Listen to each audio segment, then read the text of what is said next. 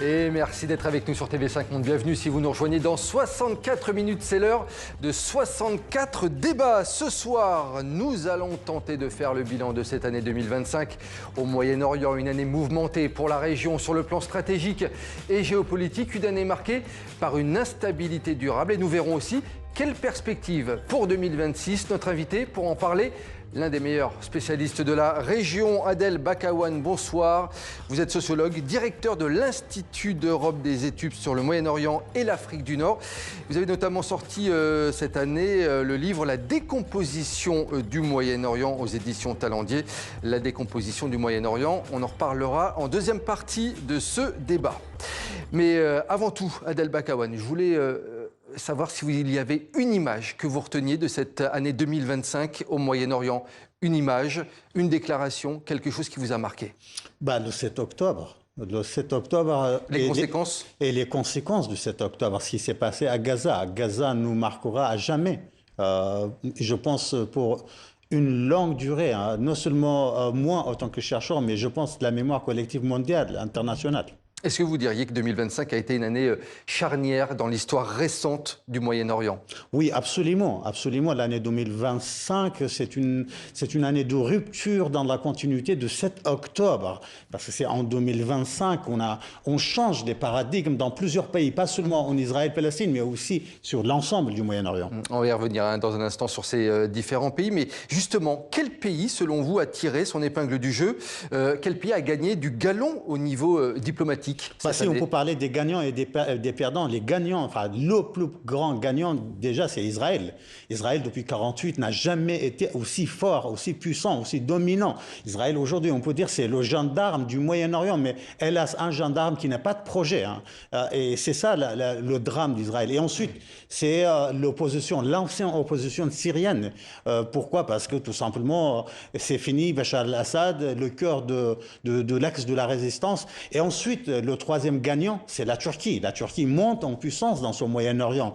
On pourra dire quatrième, si on peut parler de quatrième gagnant, mais à un niveau un peu plus inférieur, c'est l'Arabie Saoudite et les pays du Golfe. Les autres pays du Golfe, effectivement. Est-ce que selon vous, les rapports de force, ils ont été rabattus au Moyen-Orient? Ah oui, absolument. Avant le 7 octobre, on avait l'Arabie Saoudite et la République islamique d'Iran qui partageaient ce territoire en territoire d'influence entre les deux puissances. Mais après le 7 octobre, notamment quand on arrive à la fin de 2025, cette répartition du territoire d'influence totalement est derrière nous. Désormais, la République islamique d'Iran est hors jeu. Enfin, la République islamique d'Iran se bat pour la survie du régime. Donc là, il y a un changement total et radical. Et ensuite, sur le niveau des accords d'Abraham, là aussi, les accords d'Abraham, c'est entre parenthèses. C'est pourquoi, oui, les rapports de force, ils ont changé radicalement. J'allais justement vous poser une question sur ces accords d'Abraham, Adel Bakawan.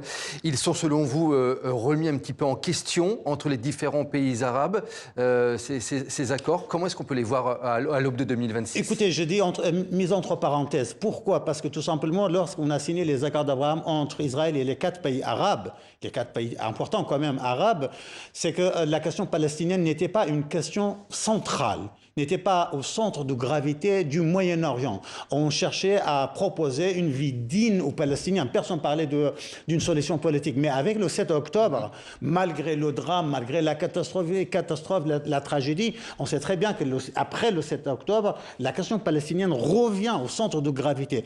Or, les accords d'Abraham n'avaient rien prévu pour la question palestinienne. C'est pourquoi, aujourd'hui, aucun État arabe ose à continuer ses relations avec Israël sans proposer une perspective politique à la question palestinienne. Et justement, la question palestinienne, elle s'est invitée dans l'actualité de l'année 2025, bien entendu, puisque plusieurs pays ont reconnu l'État palestinien. Je vous propose qu'on réécoute les propos d'Emmanuel Macron à ce sujet, et puis derrière, la réaction de Donald Trump. Pour la paix entre le peuple israélien et le peuple palestinien, je déclare que la France reconnaît aujourd'hui l'État de Palestine. Eh bien, je pense que cela honore le Hamas. Et vous ne pouvez pas faire cela à cause du 7 octobre. Vous ne pouvez tout simplement pas faire cela. Mais nous voulons nos otages de retour.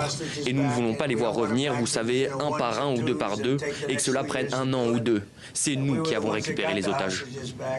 Adel Bakawan, 2025, une année très importante pour la Palestine, les Palestiniens, et donc la reconnaissance faite par plusieurs pays occidentaux. Très important pour les Palestiniens, mais très important pour l'Europe. Et dans l'Europe, c'est très important pour la France, parce que la France était isolée, la France était totalement absente, la France n'était plus un acteur déterminant dans la gestion des rapports de force au Moyen-Orient. Mais avec l'initiative française, vous savez, on passe de quoi à quoi? On passe après le 7 octobre, le président de la République propose une coalition internationale contre le Hamas.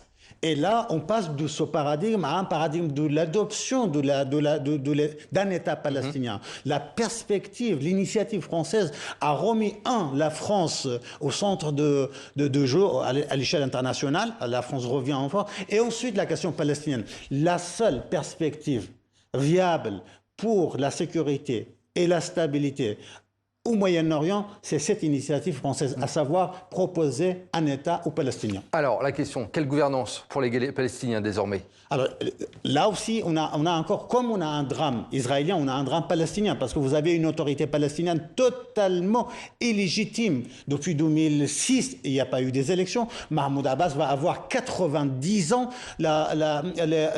Une autorité palestinienne totalement noyé dans la corruption, n'est-ce pas? Noyé aussi dans la collaboration avec Israël au moment où Israël lance une guerre totale contre la bande de Gaza. Et là, donc, bien évidemment, avec cette autorité palestinienne, il est impossible d'avoir un État palestinien. Il faut absolument renouveler, réformer l'autorité palestinienne. Vous voulez dire par là, Adel Bakawan, que la recomposition politique palestinienne, ça va être l'une des clés de 2026? Ça doit être une des clés de 2026, ça doit être une condition préalable pour la mise en place, je dis bien la mise en place d'un État palestinien. Je ne dis plus la reconnaissance d'un État palestinien. La reconnaissance est déjà là, mais pour ce passage de l'autorité à l'État passe par un tunnel. Ce tunnel-là, c'est bien évidemment la réforme de l'autorité palestinienne et élire un nouveau président pour l'autorité palestinienne. Et hélas, à ce jour-là, il n'y a qu'un seul candidat qui pourrait prendre cette place et ce candidat est en prison. Et en prison. On va revenir sur Israël. Israël qui s'est imposé comme une superpuissance militaire en 2025. 7 pays voisins bombardés. Jusqu'où, à votre avis, ira cet étalage de puissance militaire dans les semaines, les mois à venir? Écoutez, le 7 octobre, ce n'est pas uniquement le massacre de 1200 Israéliens. C'est aussi le massacre de toute la mythologie israélienne autour de la sécurité, du symbolisme, la dimension symbolique de son armée, etc. Tout ça, ça tombe. Mais après le 7 octobre, la riposte est tellement globale, est tellement complète, est tellement pluridisciplinaire, place Israël en situation de force, d'hégémonie, de domination totale sur l'ensemble du Moyen-Orient. En Syrie, comme vous avez dit, 7 pays, Syrie, Yémen, Irak, Liban, l'Iran, etc., Gaza, Cisjordanie. Mais le problème d'Israël, c'est que pour durabiliser et sécuriser cette domination, il faut absolument un projet politique, une perspective. Israël n'a pas de projet politique. Israël n'a pas de projet politique. Israël qui a également bombardé pour la toute première fois de son histoire, vous l'avez cité, le Qatar et la Cisjordanie. Absolument. La Cisjordanie, donc bombardée pour la première fois, il y a 3 jours d'ailleurs, a été votée la construction de 19 colonies là-bas. Israël qui a grignoté une partie de la Cisjordanie. Et voilà, avec cette politique-là, justement, c'est là la fragilité de la politique israélienne. C'est à ne pas avoir une perspective claire pour gérer sa domination, pour gérer sa montée en puissance. C'est que la République islamique d'Iran aussi est montée en puissance depuis 2003 jusqu'à 2025. Mais parce que la République islamique d'Iran n'avait pas une stratégie claire pour gérer sa montée en puissance, eh ben ça est tombé. Aujourd'hui, Israël, en se comportant uniquement avec le paradigme sécuritaire, avec le monde entier, et notamment le Moyen-Orient, et surtout la Cisjordanie, je pense qu'il met en danger sa domination actuelle. Sa domination actuelle. Vous parliez de l'Iran, ça tombe bien, j'allais justement y venir dans le chapitre qui suit. L'Iran, régime un petit peu défaillant actuellement, est-ce qu'il va retrouver un second souffle selon vous? Est-ce qu'il va survivre à la crise de 2025? Écoutez, ça c'est l'interrogation la plus importante par rapport à la République islamique d'Iran. Moi, je ne partage absolument pas la grille de lecture de certains certains collègues ou diplomates qui pensent que le premier responsable du 7 octobre, ce n'est pas le Hamas, c'est la République islamique d'Iran. C'est la République islamique d'Iran qui a planifié, organisé, et c'est le Hamas qui a mis en place cette planification. Non, la République islamique d'Iran n'avait aucun intérêt à produire le 7 octobre. Pourquoi? Parce que une des conséquences de 7 octobre, le plus grand perdant, c'est la République islamique d'Iran. Avant le 7 octobre, pardonnez-moi, pour un dernier mot par rapport à ce sujet, la République islamique d'Iran négocie avec le monde entier sur la gestion du Moyen-Orient. Désormais, après la guerre des 12 jours, la République islamique d'Iran négocie sa survie. Sa survie, pourquoi? Parce que après la guerre de 12 jours, l'Iran est relativement décapité. Vous parlez de survie carrément oui, pour absolument. l'Iran. Absolument. L'Iran, c'est vrai, devant les caméras, on dit, on négocie la bombe atomique, on négocie les missiles balistiques intelligents, on négocie l'avenir des milices pro-iraniennes au Moyen-Orient. Mais en réalité, tout ça, ce n'est que des cartes pour la négociation de la survie du régime. L'Iran a besoin des garanties que nous n'entrera pas dans le même processus de l'Irak de Saddam Hussein après 91, c'est-à-dire la descente aux enfers. Mais personnellement, je pense que tous les indicateurs nous disent que l'Iran est entré dans cette descente aux enfers. Je voulais qu'on parle, Adel Bakawan, également de l'Égypte. Un mot sur l'Égypte. L'Égypte qui a perdu de son influence et de sa puissance également. Tout à fait. L'Égypte qui est restée passive par rapport à ce qu'il se passait à Gaza. Comment est-ce qu'on peut expliquer cela, selon Parce vous? que tout simplement, l'Égypte n'a plus de ressources pour réagir. L'Égypte de Abdel Fattah Sisi n'est pas l'Égypte de Jamal Abdel Nasser des années 60. Des années 60, l'Égypte Elle s'est affaiblie?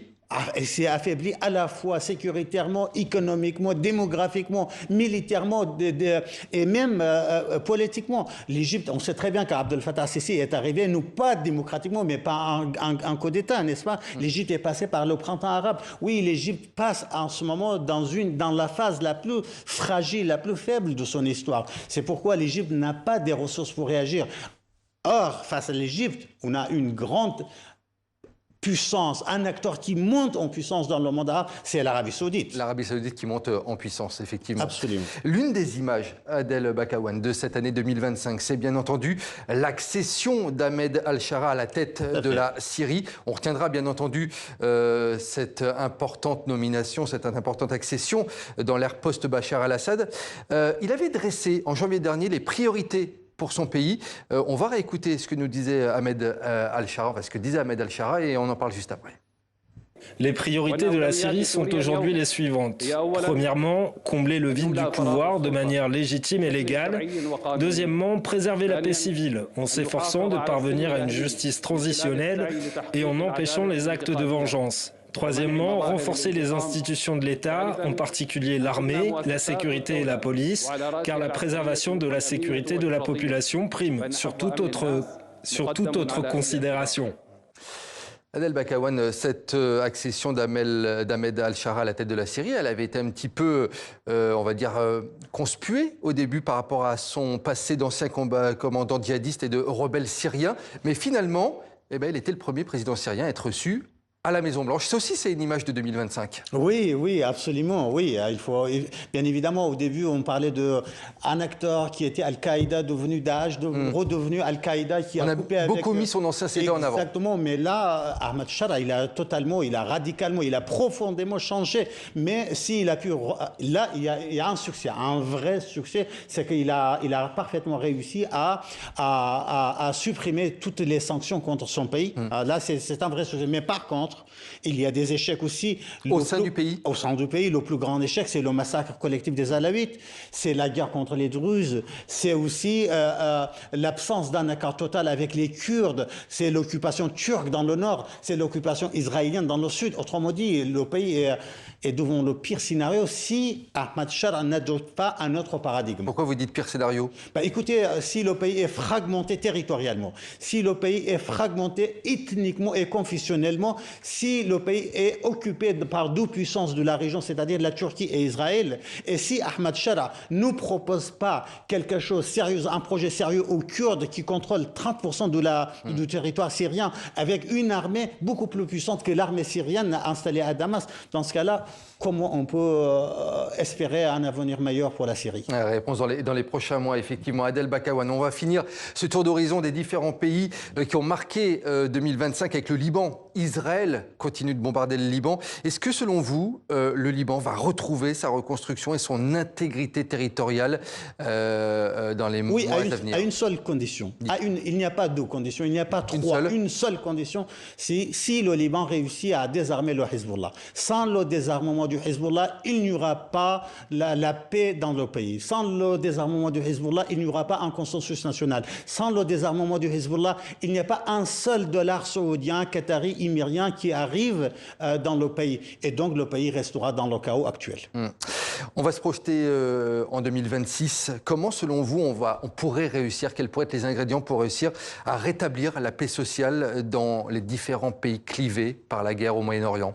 Déjà, le premier, comment la Turquie et le PKK réussissent, on n'en a pas parlé bien évidemment, c'est un enjeu très très important pour le Moyen-Orient parce que ça concerne la Turquie, l'Iran, l'Irak et la Syrie. Si la Turquie arrive à mettre en place cette paix entre le PKK et Ankara, c'est un enjeu très important. C'est un enjeu important. Voilà. Et ensuite, c'est le lien entre Tel Aviv et Téhéran. Est-ce qu'il y aura une reprise de la guerre ou pas?